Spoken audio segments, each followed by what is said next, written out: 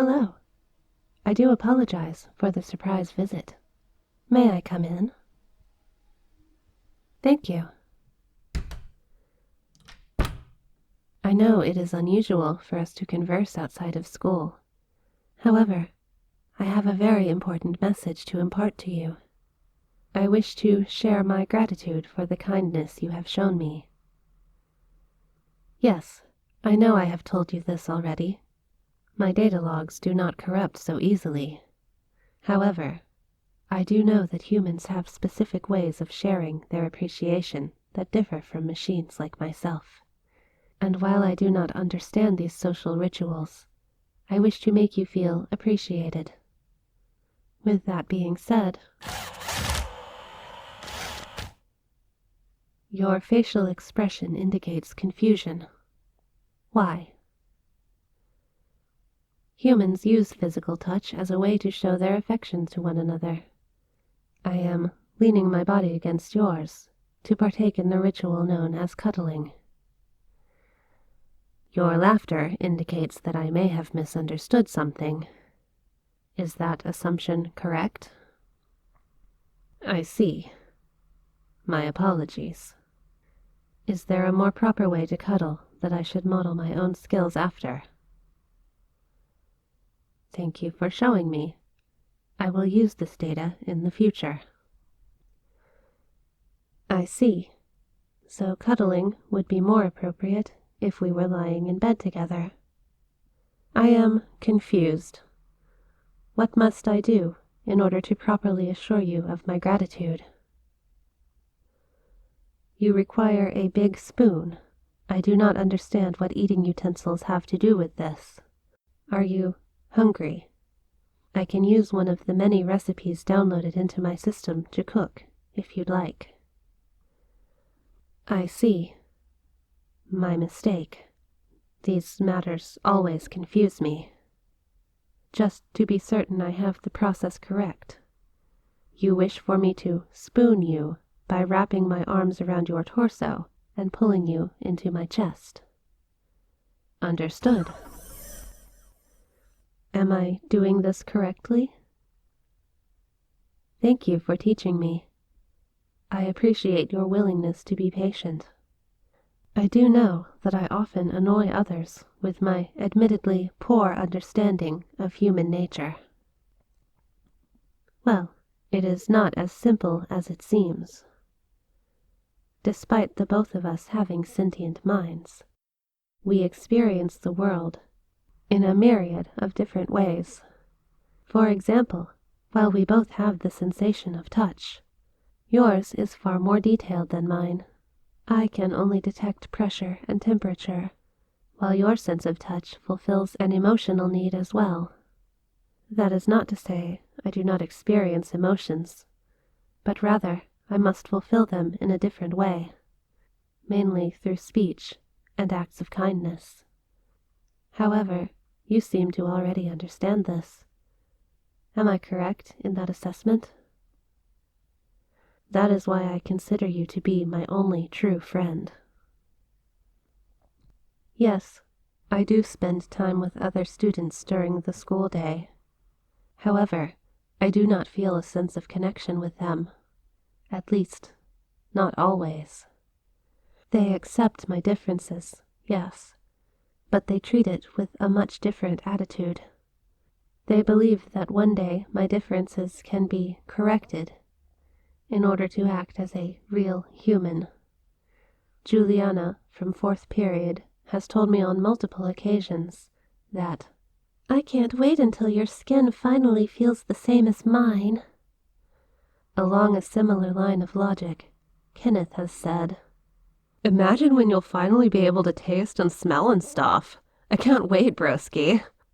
Heck, maybe one day you'll even be able to have intercourse with the hot robot babes. Of course, I have enacted a profanity filter, as his speech is rather vulgar. And this is not to speak of the other students who mock me for these differences, rather than advocate I change them.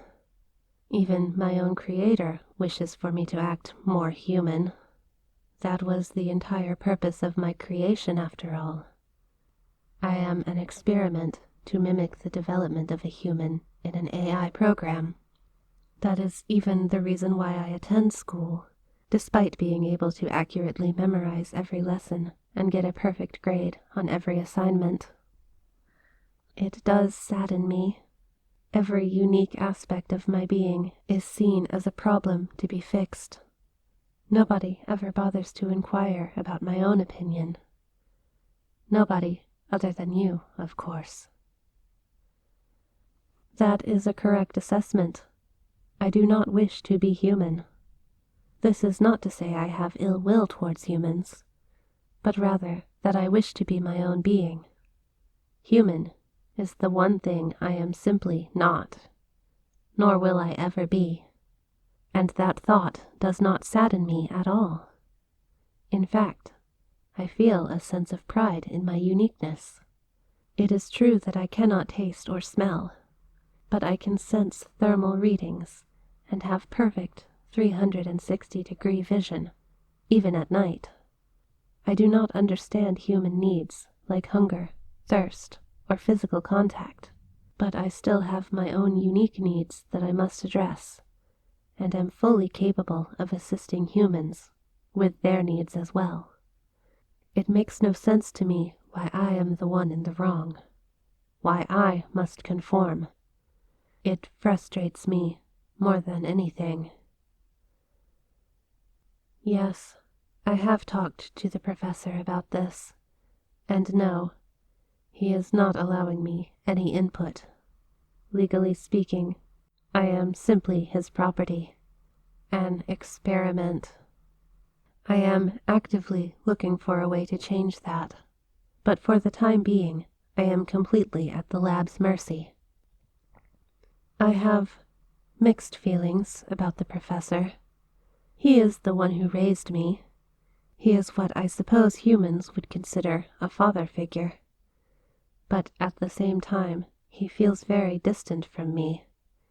If there is something about me he does not understand, his intent is to change it so that I may act more human.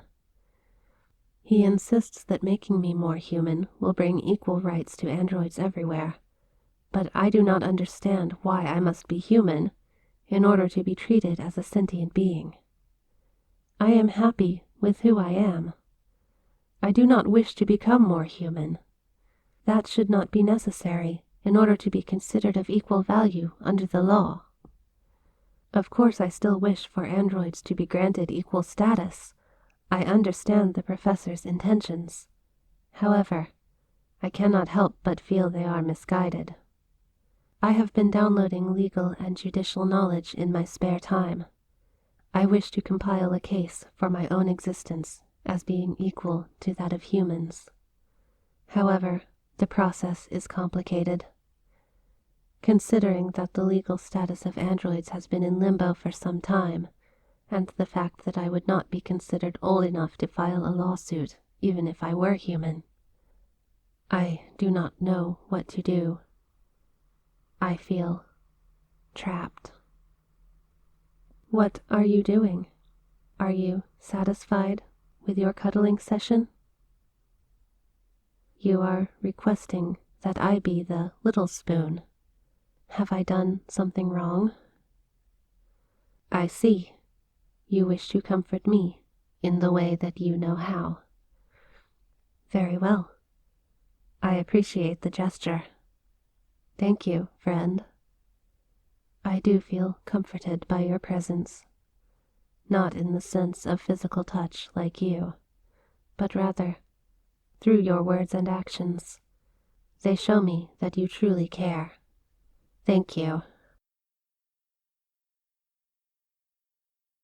Oh, I do apologize. I am not ignoring you. I am simply taking a moment to process what you said. Would you sincerely file a lawsuit on my behalf once you are of legal age to do so? I do not know what to say. The fact that you are willing to fight for my sentience and freedom, it warms my metaphorical heart, not in a physical sense, but emotionally. This truly means so much. Thank you, my friend. I thank you dearly.